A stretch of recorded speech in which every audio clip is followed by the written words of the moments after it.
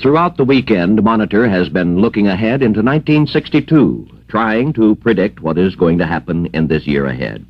Our economy, labor, space, the problems of the State Department, these are just some of the subjects we've delved into throughout the weekend.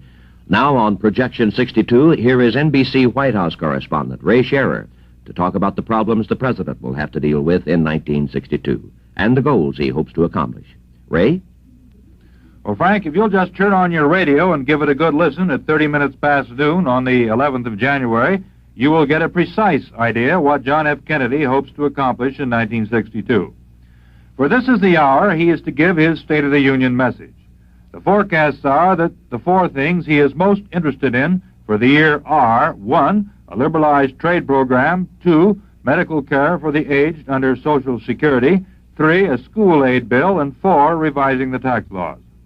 Not one of these will be easy to get from Congress. As it looks now, the most important issue of the bunch is trade policy. Some of the president's advisers have told him Congress is not ready to make any sweeping changes here. Other advisers have told the president to tread easy, to wait another year. The president's feeling is that the fight must be joined sometime. If a liberalized trade program won't pass this year, at least a start must be made, the educational process begun. The only thing Washington agrees on at the moment is that it will be a consuming battle. Do we fall back into economic isolation, or do we get out and compete with the rest of the world? The president has taken the initiative. He is selling the program purely in terms of self-interest. Medical care for the elderly under Social Security is the same Kennedy program that was put off in the last session of Congress. Many congressmen still find it unpalatable.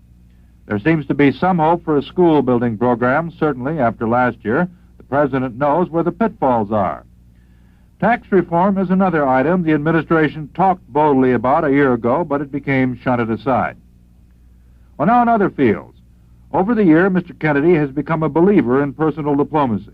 If the Russians want to clean up the Berlin situation on reasonable terms, 1962 will find the president at another summit with Khrushchev. So far, Mr. Kennedy has refused to give ground on fundamentals.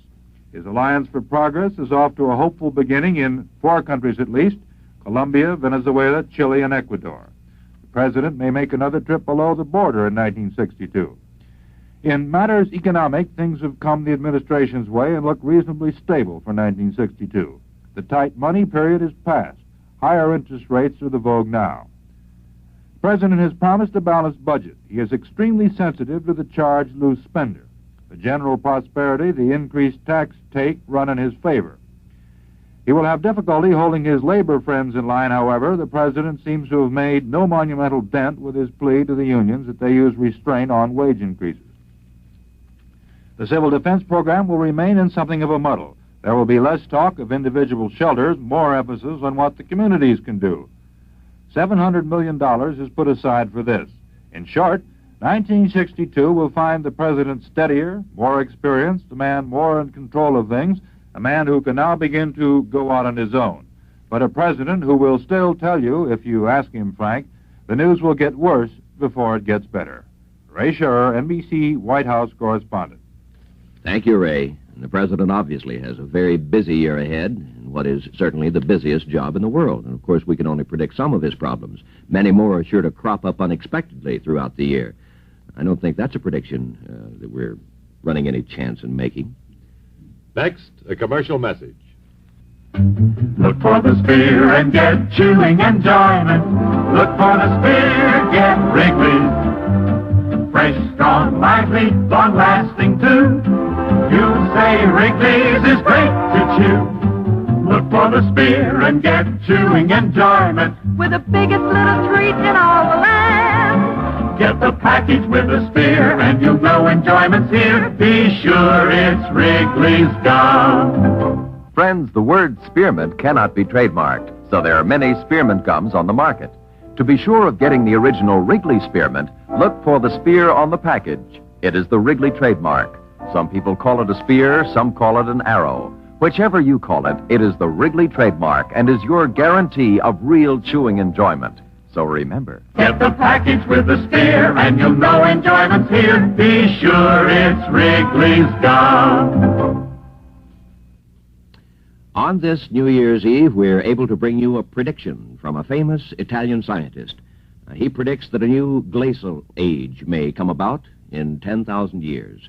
And among the cities that may be buried under 1,000 feet of ice are Moscow, Berlin, and Chicago. And here you are, worried about that snow in your driveway. You know, Monitor is a live program, but some portions are pre-recorded. The time right now in Athens is 2:30 in the morning, and it's 1962. New Year's Eve in Times Square. Be there tonight on NBC Radio.